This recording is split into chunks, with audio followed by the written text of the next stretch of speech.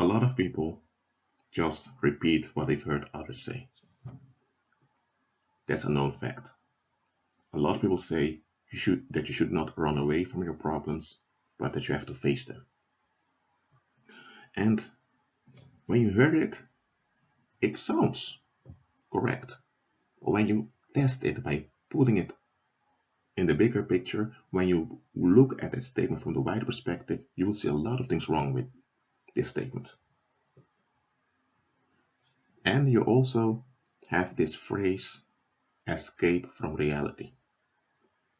First of all, there is no way to escape from reality, because even when you're escaping, it's a part of reality that fact you're escaping. What they mean is you're escaping from the awareness of some facts.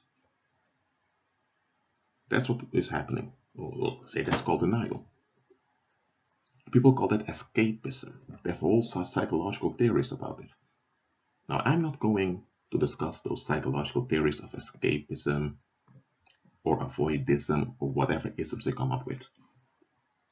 I just want you to know that wanting to escape a situation is in itself a healthy thing, if the situation is indeed a situation that will bring harm, either in a short term or on the long term.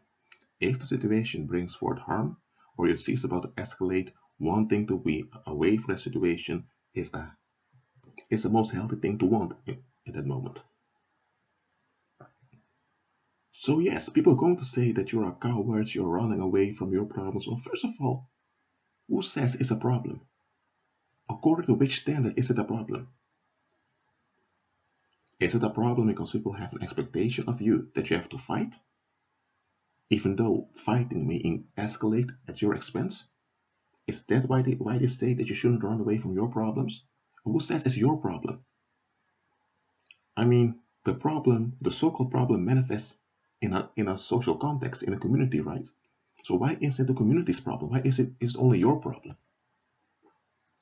And they see it happen also, so they are involved also because they're witnesses. So because they are involved even only as witnesses, it's also partly their problem. Why is it only yours? People don't ask such questions. Look, you have escapism, indeed, in which people want to repress the awareness of certain facts around them. They are in denial, that's true. But to want to escape from a situation for based on the legitimate reason that that situation is endangering you, that's the right thing to do. Contrary to popular belief, you cannot confront everything and walk away safely from it. You can't.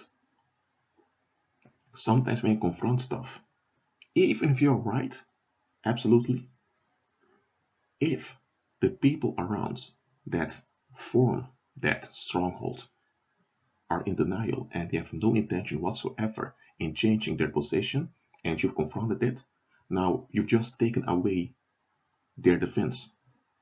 They are now naked, figuratively speaking, vulnerable, because if they continue in denial, they'll be proving your point.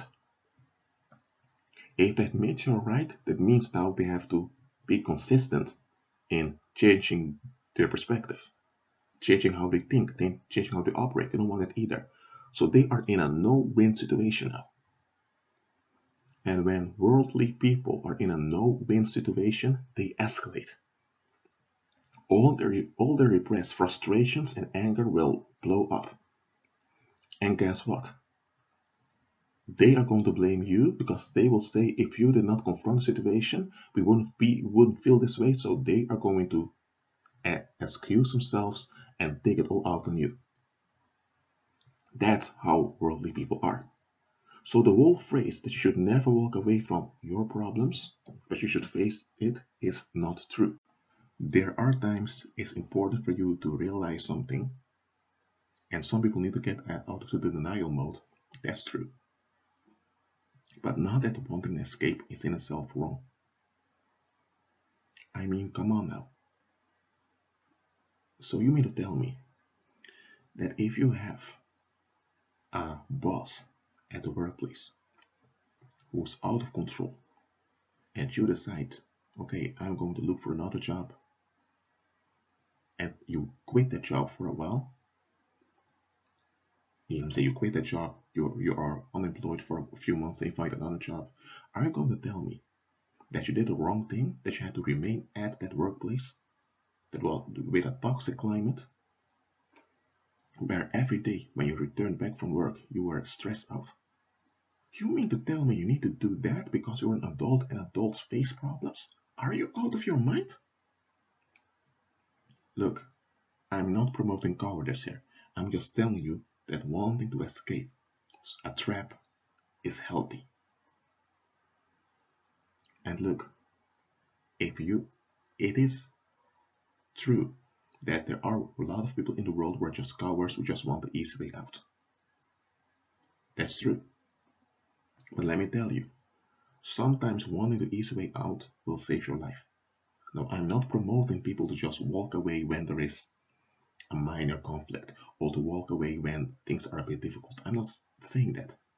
I'm not taking it to the extreme by saying to people that if you can stand your spouse, you just need to divorce or walk away and disappear. I'm not saying such stupid stuff.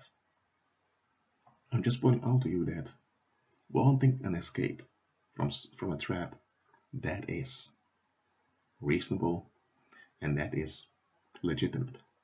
But here's the thing. Be sure that what you want to escape from is even something that's worth escaping from. Let me say it like this. If you want to escape from something, you better know for sure that it's something that you need to be escaped from. Because if you're just projecting your anxiety onto something and now you want to escape, you're deluding yourself. And now you're trapping yourself in a cycle of running away. That's also a trap. But for those that follow Christ, you don't worry about so-called problems, all of that, because you walk by faith, you walk in victory. And because of that, troubles flee from you, instead of you having to flee for troubles. But as a believer, there are times it's better for you, it's much better and much profitable for you to just escape a situation. That's what Jesus said. When people want to receive, when people begin when people don't want to receive you and all of that, shake dust off your feet and move on. Now, Christ is not saying that if you've bought a new house for you and your family, and people around you so-called don't want you, that you have to give up your house because people have a will. No. Christ did not advocate you to just run away all the time. No. But Christ made plain there are circumstances when it relates to sharing the gospel. And people don't want to receive the gospel, you shake the dust off your feet and you move on. They will remain with their negativity. You shake the negativity out of you. It's not yours and you should not have to put up with it. Neither should you put up with it. Well, I'm going to close the recording now. Agree with Christ and be at peace.